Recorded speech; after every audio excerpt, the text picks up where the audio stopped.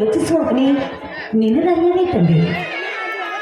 ಯಾಕಪ್ಪ, ಯಾಕಿಷ್ಟು ಆ ಬಡವರ ಮೇಲೆ ನಿನ್ನ ಕೋಪ? ಎಮ್ಮೆ ವಿದ್ಯೆಯನ್ನು ಕಲಿತು ನೌಕರಿಗಾಗಿ ಪ್ರತಿನಿತ್ಯ ಅಲ್ಲಾಡ್ತಾ ಇದ್ದಾನೆ ಆನನ ಅಣ್ಣ. ಅಲಿದಾಡ್ತಿರುವ ಆನನ ಅಣ್ಣನಿಗೆ ಒಂದು ನೌಕರಿಯನ್ನು ದಯಪಾಲಿಸು. ಚಿಕ್ಕ ವಯಸ್ಸಿನಲ್ಲಿ ನಮ್ಮ ತಾಯಿಯನ್ನು ಕಳೆದುಕೊಂಡು ಎಂದಿಗೆ 10 ವರ್ಷ ಗತಿಸಿದೆ. ಆದರೂ ಅಣ್ಣ ತಂಗಿಯರಿಗೆ ತಾಯಿ ನೆನಪು ಬಾರದ ಹಾಗೆ ನನ್ನ ತಂದೆ ಇಂದಿನವರೆಗೂ ಪ್ರೀತಿಯಿಂದ ಸಾಕಿ ಸಲಹೆ ಘೋಷಣೆಯನ್ನು ನೀಡ್ತಾ ಇದ್ದಾನೆ. ಈ ನಮ್ಮ ಮೂವರ ಬಾಳಿನಲ್ಲಿ ಯಾವ ಬಿರುಗಾಳಿ ಬೀಸದ ಹಾಗೆ ಕಾಪಾಡುವನೇ ನಿನ್ನೆ ಕೊಡಿದೆ ತಂದೆ, ನಿನ್ನೆ ಕೊಡಿದೆ. ನಮ್ಮ ನೀನೇ ಕಾಪಾಡುತ್ತದೆ, ನೀನೇ.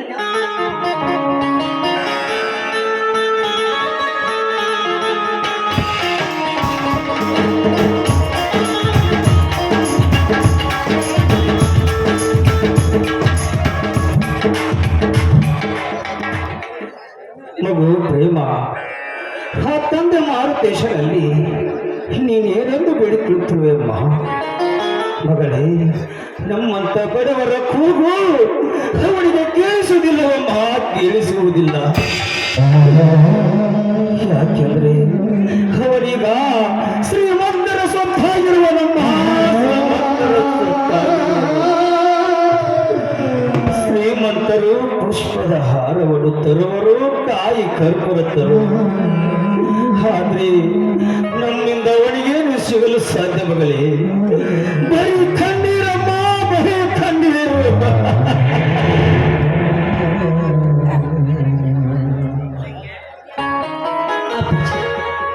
ದೇವರಿಗೆ ಹಾಗೆಲ್ಲ ನಿಂದಿಸಿ ಮಾತುಗಳನ್ನು ಆಡ್ಬಾರ್ದು ಅಪ್ಪಾಜಿ, ಆಡ್ಬಾರ್ದು. ಇಂದಲ್ಲ ನಾಳೆ ಅದು ನಮ್ಮ ಕಷ್ಟವೆಲ್ಲ ದೂರ ಆಗಿ ನಮ್ಮ ಬಾಳು ಬೆಳಕಾಗತ್ತೆ ಅಪ್ಪಾಜಿ, ಬೆಳಕಾಗತ್ತೆ. ನಾನು ನಿಮ್ಮಲ್ಲಿ ಕೈ ಮುಗಿದು ಬೇಡ್ಕೋತಾ ಇದ್ದೀನಿ. ಇನ್ನೊಂದು ಸಾರಿ ಆ ನಿಮ್ಮ ಬಾಯಿಂದ ಆ ನನ್ನ ತಂದೆ ಜಟ್ಟಿಂಗೇಶ್ವರನಿಗೆ ಯಾವತ್ತೂ ನಿಲ್ಲಿಸಿ ಮಾತಾಡಬೇಕು. ಮೊದಲು ಆ ನನ್ನ ತಂದೆ ಪ್ರಸಾದವನ್ನು ಸ್ವೀಕಾರ ಮಾಡಿ ಅಪ್ಪಾಜಿ. ಆಯ್ತಮ್ಮ ಮಗು, ಈ ನಿನ್ನ ಮಾತಿನಂತೆ ನಾನು ಈ ಪ್ರಸಾದವನ್ನು ಸ್ವೀಕಾರ ಮಾಡುತ್ತೇನೆ. ಆದರೆ ಪ್ರಾಯಕ್ಕೆ ಬಂದು ಬೆಳೆದು ನಿಂತಿರುವ ಹೆಣ್ಣು ಮಗನ ಮಾಡಿಡು. ಮಗು, ನಿನ್ನ ಮದುವೆ ಮಾಡಬೇಕೆಂದರೆ, ಈ ನಿನ್ನ ಮದುವೆಯನ್ನು ಮಾಡಬೇಕೆಂದರೆ ಈ ನಿನ್ನ ತಂದೆಯ ಹತ್ತಿರ ಬಿಡಿ ಕಾಸು ಸಹ ಇಲ್ಲವಪ್ಪ, ಬಿಡಿ ಕಾಸು ಸಹ.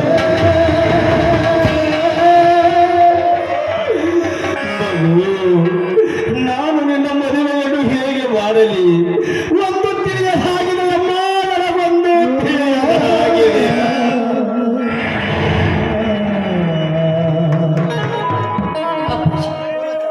ನನ್ನ ಮದುವೆ ಬಗ್ಗೆ ಎಪ್ಪತ್ತು ವಿಚಾರ ಮಾಡಬೇಡ. ಮೊದಲು ಅಣ್ಣನಿಗೆ ಒಂದು ನೌಕರಿ ಸಿಗಲಿ, ನಂತರ ಅಣ್ಣನಿಗೆ ಮದುವೆಯಾಗಿ ಈ ಮನೆಗೆ ಅತ್ತಿಗೆ ಬರಲಿ. ಆ ನಂತರ ನನ್ನ ಮದುವೆ ಬಗ್ಗೆ ವಿಚಾರ ಮಾಡೋರುತ್ತೆ. ನಿಮ್ಮಲ್ಲಿ ಕೈ ಮುಗಿದು ಬೇಡ್ಕೋತಾ ಇದ್ದೀನಿ, ದಯವಿಟ್ಟು ನನ್ನ ಮದುವೆ ಬಗ್ಗೆ ವಿಚಾರ ಮಾಡಬೇಡಿ. ಹುಚ್ಚಮ್ಮ, ನಿನ್ನ ಅಣ್ಣನಿಗೆ ನೌಕರಿ ಸಿಗದಿದ್ದರೂ ನನಗೆ ಚಿಂತೆ ಇಲ್ಲವಮ್ಮ. ನಾವಿಬ್ಬರು ಯಾರ ಹೊಲದಲ್ಲಿ ಆದರೂ ಕೂಲಿ ನಾಲಿ ಮಾಡಿ ಆದರೂ ಬದುಕ್ತೀವಿ. ಆದ್ರೆ ಬೆಳೆದು ದೊಡ್ಡವಳಾಗಿ ನಿಂತಿರುವ ನೀನು, ಊರ ಜನರು ಬೆಳೆದು ದೊಡ್ಡವಳಾಗಿರುವ ಮಗಳನ್ನು ಮನೆಯಲ್ಲಿಟ್ಟುಕೊಂಡು ತಿರುಗುತ್ತಿರುವನಲ್ಲ, ಇವನೆತ್ತ ಮೂರ್ಖನೆಂದು ಮಗು ಈ ಊರ ಜನರಾಡುವ ಮಾತು ಕೇಳಿ ಈ ನಿನ್ನ ತಂದೆಯ ಹೊಟ್ಟೆಯಲ್ಲಿ ಕಿಚ್ಚು ಹಚ್ಚಿದಷ್ಟು ಸಂಕಟ ಆಗ್ತಾ ಇದೆ ಅಮ್ಮ, ಕಿಚ್ಚು ಹಚ್ಚಿದಷ್ಟು ಸಂಕಟ ಆಗ್ತಾ ಇದೆ. ಅಪ್ಪಾಜಿ, ಈ ಜನರ ಆಡುವ ಮಾತುಗಳಿಗೆ ನಾವು ಕಿವಿಗೊಟ್ಟು ಕೇಳ್ತಾ ಹಾಗೆ ಕೂತ್ರೆ ನಮ್ಮ ಸಂಸಾರವೇ ಕೆಟ್ಟ ಹೋಗುತ್ತೆ ಅಪ್ಪಾಜಿ, ನಮ್ಮ ಸಂಸಾರ ಕೆಟ್ಟ ಹೋಗುತ್ತೆ. ಯಾವತ್ತು ಜನರ ಆಡುವ ಮಾತುಗಳಿಗೆ ನಾವು ತಲೆ ಕೆಡಿಸ್ಕೊಳ್ಳಬಾರದು. ನೋಡಿ ಅಪ್ಪಾಜಿ, ಚಿಕ್ಕ ವಯಸ್ಸಿನಲ್ಲಿ ತಾಯಿಯನ್ನು ಕದ್ಕೊಂಡ್ರೆ ಈ ಹೆಣ್ಣಿಗೆ ನೀನೇ ತಾಯಿಯಾಗಿ ಘೋಷಣೆ ಮಾಡಿದ ಅಂದ ಮೇಲೆ ನಿಮ್ಮನ್ನು ಬಿಟ್ಟು ಮದುವೆ ಮಾಡಿಕೊಂಡು ಬೇರೆ ಮನೆಗೆ ಹೋಗಲು ನನ್ನ ಮನಸ್ಸು ಒಪ್ತಾ ಇಲ್ಲ ಅಪ್ಪಾಜಿ, ನನ್ನ ಮನಸ್ಸು ಒಪ್ತಾ ಇಲ್ಲ. ನಿಮ್ಮನ್ನು ಬಿಟ್ಟು ಹೋಗಲು ನನ್ನ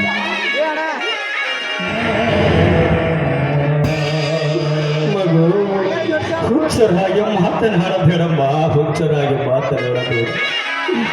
ಈ ಜಗತ್ತಿನಲ್ಲಿ ಯಾವ ಹೆಣ್ಣಿಗೂ ಸ್ವತಂತ್ರ ಎನ್ನುವುದಿಲ್ಲ ತಾಯಿ, ಇಲ್ಲ. ಪ್ರತಿಯೊಂದು ಹೆಣ್ಣು ತನ್ನ ತಂದೆ ತಾಯಿಯನ್ನು ಬಿಟ್ಟು ಗಂಡನ ಮನೆಗೆ ಹೋಗಲೇಬೇಕಮ್ಮ, ಗಂಡನ ಮನೆಗೆ ಹೋಗಲೇಬೇಕು. ಮಗಳೇ, ಇದೊಂದು ಹೆಣ್ಣಿನ ಧರ್ಮವಮ್ಮ, ಹೆಣ್ಣಿನ ಧರ್ಮ.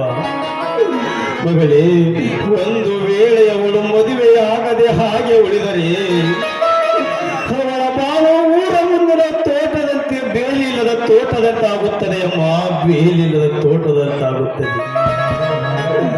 ಎಲ್ಲ ದನಗಳು ಬಂದು ಮೇಯ್ದು ಹೋಗುವವು. ಮಗು, ಹೆಣ್ಣಿನ ಕೊರಳಲ್ಲಿ ತಾಳೆ ಎನ್ನುವುದಿರ್ತಿದ್ರ ಈ ದೃಷ್ಟ ಕಾಮಕರು ಅವರ ಮೇಲೆ ಕಣ್ಣು ಹಾಕುವರಮ್ಮ, ಕಣ್ಣು ಹಾಕುವರು.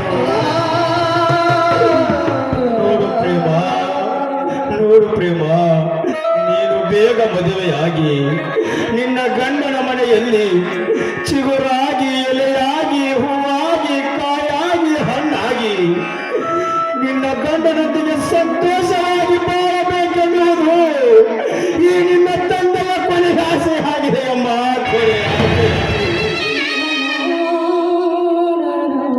ಅಪ್ಪಾಜಿ, ನಮಗೇನಾದರೂ ರೋಗ ಬಂದ್ರೆ ಔಷಧಿ ತೆಗೆದುಕೊಳ್ಳಲು ಗತಿ ಇಲ್ಲ. ಆದ ಮೇಲೆ ನನ್ನ ಮದುವೆಯನ್ನು ನೀವು ಹೇಗೆ ಮಾಡ್ತೀರಾ ಅಪ್ಪಾಜಿ? ಹೇಗೆ ಮಾಡ್ತೀರಾ? ಹೆಜ್ಜೆಯನ್ನು ಕಿತ್ತಿದ್ರೆ ಸಾಕು, ವರದಕ್ಷಿಣೆ ವರದಕ್ಷಿಣೆ ಅಂತ ಹೆಣ್ಣಿನ ಜೀವನವೇ ಹಾಳಾಗ್ತಾ ಇದೆ. ಬಡವರ ಜೀವನವನ್ನೇ ಆ ವರದಕ್ಷಿಣೆ ಬೋಟ ಹಿಡ್ತಾ ಇರಬೇಕಾದ್ರೆ ನನ್ನ ಮದುವೆಯನ್ನು ಹೇಗೆ ಮಾಡ್ತೀರಾ ಅಪ್ಪಾಜಿ? ಹೇಗೆ ಮಾಡ್ತೀರಾ?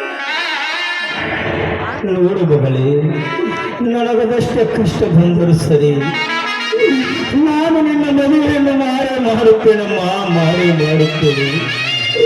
ನೋಡಮ್ಮ, ಈ ಕೈಯಲ್ಲಿ 5 ಬೆರಳಿವೆ. ಈ 5 ಬೆರಳು ಸಮನಾಗಿ ಇರುವುದಿಲ್ಲ ಮಗಳೇ, ಸಮನಾಗಿ ಇರುವುದಿಲ್ಲ. ನೋಡಮ್ಮ, ಕೆಲವರು ವರದಕ್ಷಿಣೆ ತೆಗೆದುಕೊಂಡೇ ಮದುವೆಯಾಗುವರು, ಇನ್ನು ಕೆಲವರು ವರದಕ್ಷಿಣೆ ತೆಗೆದುಕೊಳ್ಳಲಾರದ ಮದುವೆಯಾಗುವರು. ಮಗು, ವರದಕ್ಷಿಣೆ ತೆಗೆದುಕೊಳ್ಳಲಾರದ ಮದುವೆಯಾಗುವವರು ಈ ಸಮಾಜದಲ್ಲಿ ಸಾಕಷ್ಟು ಜನರಿದ್ದಾರಮ್ಮ, ಸಾಕಷ್ಟು ಜನರಿದ್ದಾರೆ. ಮಗಳೇ, ನೀನು ತಿಳಿದವಳಮ್ಮ, ಈ ರೀತಿ ಹಠ ಹಿಡಿಯಬೇಡಮ್ಮ, ಹಠ ಹಿಡಿಯಬೇಡ. ನನ್ನ ತಂಗಿ ಏನು ಬಿಟ್ಟು ಹಿಡಿದಿದ್ದಾಳೆ? ಬಾ ಮಗು, ಈಗ ಬಂದೀರಪ್ಪ. ಮಗು, ನಿನ್ನ ತಂಗಿಗೆ ನಾನು ಮದುವೆಯಾಗುವೆಂದು ಹೇಳಿದೆ. ಆದ್ರೆ ಅವಳು ಹೇಳುತ್ತಿರುವಳು ಮೊದಲು ನಿನ್ನ ಮದುವೆ ಆಗ್ಬೇಕಂತೆ, ನಿನಗೊಂದು ನೌಕರಿ ಸಿಗ್ಬೇಕಂತೆ, ಆಮೇಲೆ ನೋಡಿದರಾಯಿತೆನ್ನುತ್ತಿರುವಳು. ನೀನಾದರೂ ಸ್ವಲ್ಪ ತಿಳಿ ಹೇಳಪ್ಪ ಅವಳಿಗೆ, ನೀನಾದರೂ ಸ್ವಲ್ಪ ತಿಳಿ ಹೇಳು. ಹೌದು ತಂಗಿ, ಅಪ್ಪ ಹೇಳುವ ಮಾತು ನಿಜವಿದೆ ಅಮ್ಮ. ಅಪ್ಪ, ನೀವು ಒಳಗೆ ಹೋಗಿ ವಿಶ್ರಾಂತಿಯನ್ನು ತೆಗೆದುಕೊಳ್ಳಿ. ಆಯ್ತು ಮಗು. ಈ ನನ್ನ ತಂಗಿಗೆ ತಿಳಿ ಹೇಳಿ ಅವಳನ್ನು ಮದುವೆಗೆ ಒಪ್ಪಿಸುವ ತಂಗಿ. ಪ್ರೇಮ, ಅಪ್ಪ ಹೇಳುವ ಮಾತು 100ಕ್ಕೆ 100 ಸತ್ಯವಿದೆ ಅಮ್ಮ ತಂಗಿ, 100ಕ್ಕೆ 100 ಸತ್ಯವಿದೆ. ಹೇಗಾದರೂ ಮಾಡಿ ನಿನ್ನ ಮದುವೆ ಆಗಲೇಬೇಕು. ನೋಡು ತಂಗಿ, ಒಂದು ಕಡೆ ನಮಗೆ ಬಡತನ ಚಿಂತೆಯಾದರೆ, ಇನ್ನೊಂದು ಕಡೆ ನನ್ನ ತಂಗಿಯ ಮದುವೆ ಚಿಂತೆಯಲ್ಲಿ ನಾನಾವುದರ ಸೇರಲಿ ಎಂದು ನನಗೆ ಒಂದು ತಿಳಿಯಾದಂತಾಗಿದೆ. ತಂಗಿ, ನಮಗೆ ಇರುವುದೊಂದೇ ಈ ಮನೆ. ಈ ಮನೆಯನ್ನು ಮಾರಿಯಾದರೂ ನಾನು ನಿನ್ನ ಮದುವೆಯನ್ನು ಮಾಡಿ ಹೇಗಾದರೂ ಮಾಡಿ ನಿನ್ನ ಮದುವೆಯನ್ನು ಮಾಡ್ತೇನೆ ತಂಗಿ. ತಂಗಿ, ನೀನು ತಿಳಿದವಳು, ಹಾಗೆ ವಿದ್ಯಾವಂತಳು ಹೌದು. ಮದುವೆಗೆ ಒಪ್ಪಿಕೋರಮ್ಮ, ನಿನ್ನ ಕಾಲಿಗೆ ಬಿದ್ದು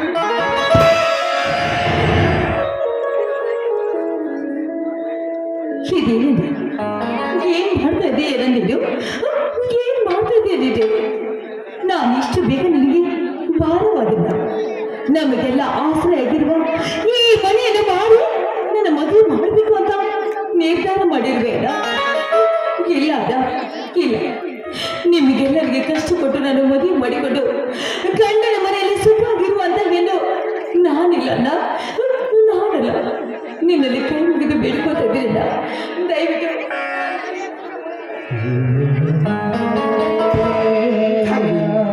ಈ ಮನೆಯ ಹೂವಾದ ನೀನು ಒಂದಲ್ಲ ಒಂದು ದಿನ ಈ ತವರ ಮನೆಯನ್ನು ಬಿಟ್ಟು ಗಂಡನ ಮನೆಗೆ ಹೋಗಬೇಕಾದ ಒಂದು ಹೆಣ್ಣಿನ ಧರ್ಮವಮ್ಮ.